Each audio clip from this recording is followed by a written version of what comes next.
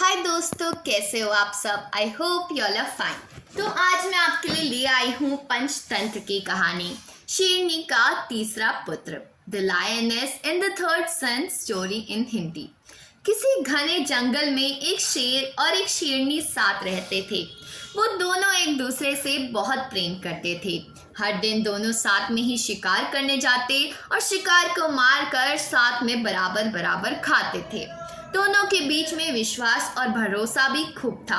कुछ समय के बाद ही शेर और शेरनी दो पुत्रों के माता पिता भी बन गए।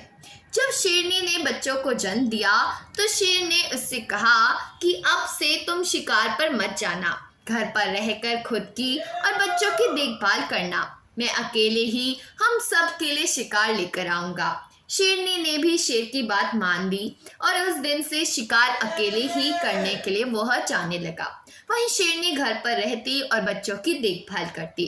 बदकिस्मती से एक दिन शेर को कोई भी शिकार नहीं मिला। थक हार कर जब वह खाली हाथ घर की तरफ आ रहा था तो उसे रास्ते में लोमड़ी का एक बच्चा अकेले घूमता हुआ दिखाई दिया। उसने सोचा आज उसके पास शेरनी और बच्चों के लिए कोई भोजन नहीं है तो वह इस लोमड़ी के बच्चे को ही अपना शिकार बनाएगा। शेर ने लोमड़ी का बच्चा पकड़ा, लेकिन वह बहुत छोटा था जिस वजह से वह उसे मार नहीं सका। वह उसे जिंदा ही पकड़कर घर लेकर चला गया। शेरनी के पास पहुंचकर उसने बताया कि आज उसे एक भी शिकार नहीं मिला। रास्ते में उसे यह लोमड़ी का बच्चा दिखाई दिया तो वह उसे मार कर खा जाए। शेर की बातें सुनकर शेरनी ने कहा, जब तुम इसे बच्चे को नहीं मार पाए तो मैं कैसे इसे मार सकती हूँ। मैं इसे नहीं खा सकती।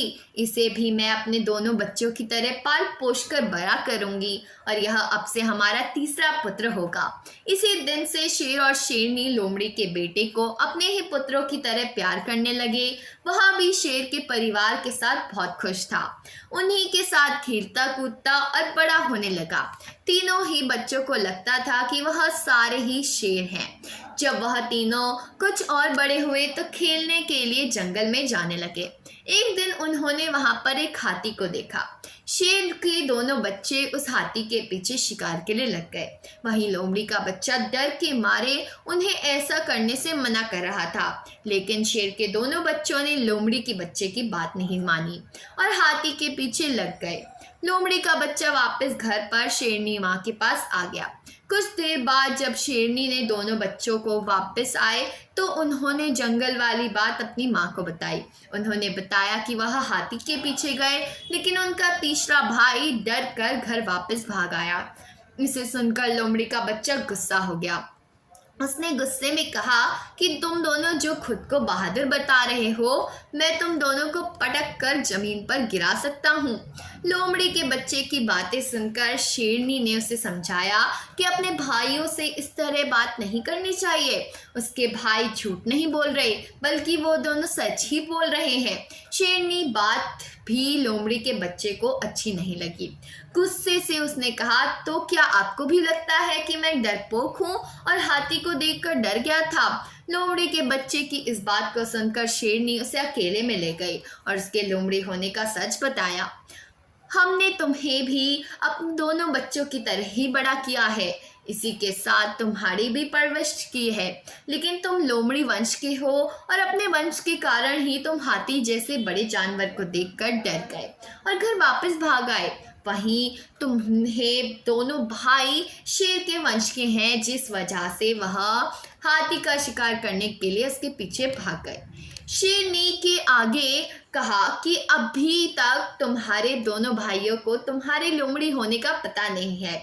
जिस दिन उन्हें यह पता लगेगा वह तुम्हें भी शिकार कर सकते हैं, इसलिए अच्छा होगा कि तुम यहाँ से जल्दी ही भाग जाओ और अपनी जान बचा लो। शेरनी से अपनी बातें सुनकर लोमड़ी का बच्चा डर गया और मौका मिलते ही वह रात को छिपकर भाग गया। तो दोस्तों, शेरनी और शेर के तीसरे पुत्र की कहानी से हमें यह सीख मिलती है कि कायर और डरपोक वंशज के लोग अगर बहादुर लोगों के बीच भी रहें तो भी वह बहादुर नहीं बन सकते हैं। उनकी आदतों में उनके वंशज की सोच और दक्षता की झलक बनी रह सकती है।